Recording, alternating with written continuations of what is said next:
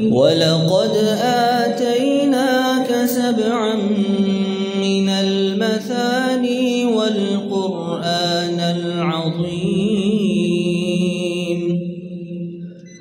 لا تمدن عينيك إلى ما متعنا به أزواجا منهم ولا تحزن عليهم واخفض جناحك للمؤمنين وقل إني أنا النذير المبين كما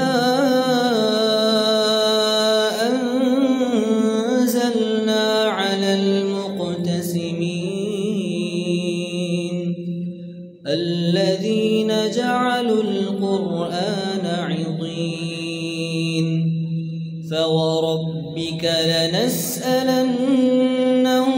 أجمعين عما كانوا يعملون فاصدع بما تؤمر وأعرض عن المشركين